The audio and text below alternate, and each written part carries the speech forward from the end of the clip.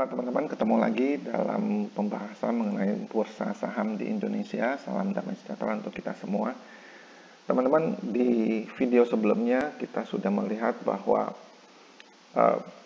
koreksi yang terjadi sekarang ini sebetulnya sedikit banyak kita sudah bisa merasakan itu di sekitaran awal 2018 ya, pada video yang terdahulu.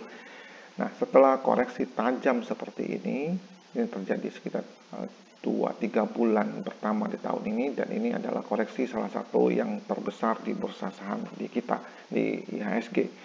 Nah, coba kita lihat bagaimana kalau kita menggunakan Elliott Wave, apa yang terlihat dari bursa saham kita atau di IHSG. Nah, ini adalah gambaran skenario pertama. Bullish trend kelihatannya berakhir di awal 2018. Bullish trendnya berhenti. Setelah bullish trend berhenti, maka akan terjadi koreksi. Nah, inilah koreksinya. Ini adalah fase A, ini fase B. Fase B adalah fase yang sedang kita tunggu, kita nantikan untuk bisa mengambil peluang untuk entry pasar. Dan kemudian dia akan koreksi lagi. Ini skenario yang pertama, teman-teman. Nah, bisa juga ada skenario kedua, yaitu bahwa apa yang terjadi sekarang ternyata adalah fase 4.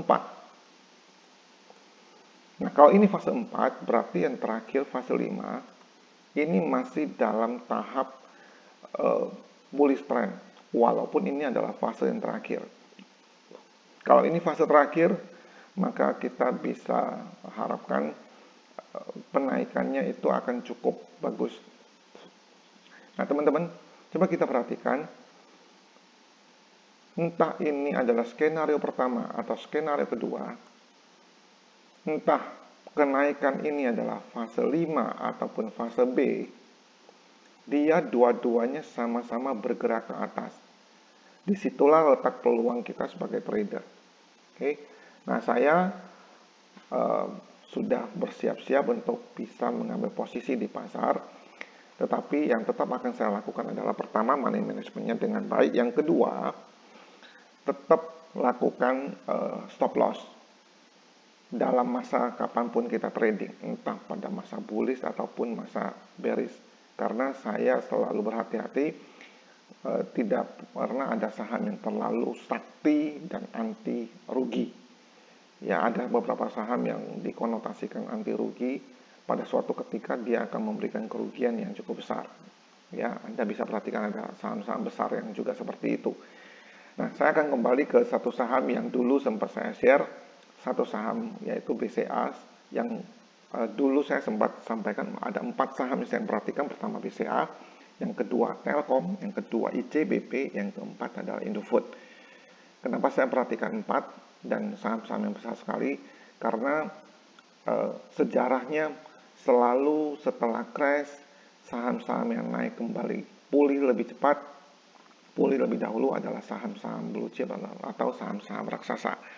Nah, dari saham-saham tersebut yang sebetulnya rata-rata memang ukurannya besar sekali, saya memilih BCA. Kenapa? Alasan saya adalah market cap-nya, atau kapitalisasi pasar dari saham BCA ini pada saat sekarang adalah yang terbesar di bursa saham Indonesia.